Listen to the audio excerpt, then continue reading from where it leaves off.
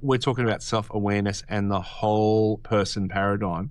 And we've kind of been talking about, in that whole person paradigm, we've been talking about body, we've been talking about heart, and we've been talking about spirit. I suppose you and I were just talking off air a little bit, and this is probably something for us to unpack. But just briefly, if what's happening in our emotions and our heart are back and forth, and then we're feeling hungry or something in our body feeds into the way we feel and those things. How does positive self-talk or that affirmations fit into that? Because I know from a biblical perspective, there are a whole lot of like, I am statements. I am a child of God. I am, the king's. Anyway, can't think of off the top of my head as I'm going through this. My brain's I'm loved, I'm valued, but I'm loved, I'm valued, I'm cherished. I'm called, I'm chosen. I'm all those things. And they're all biblical statements which fit with it.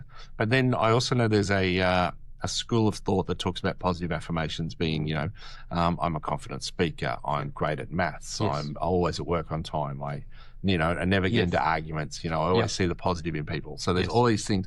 Where does all of that play into this, mind, body, emotions, spirit? Yes, definitely. So as we were talking about before, the things that you tell yourself impacts how you feel. And the more you tell yourself something, over time and with repetition, you start believing it for yourself. And once you start living it up, once you start believing it, you start living it. So if you tell yourself every day, I am a joyful person, I'm a joyful person, I'm a joyful person. After a while, and you will start believing it for yourself, I'm a joyful person.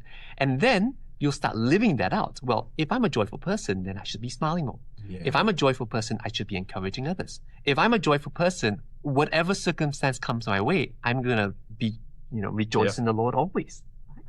Now, some people hear this and they go, oh, that's a little bit of, a bit of voodoo, you're trying to psych yourself up. But the truth is that we all do this.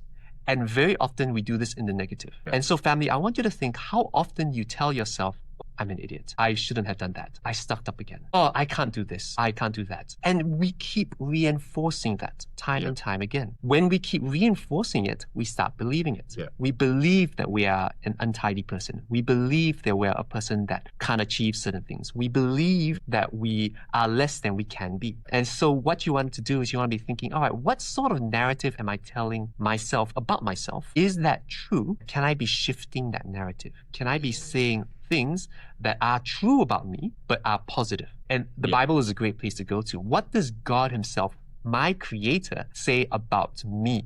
And can I be affirming those things in my life?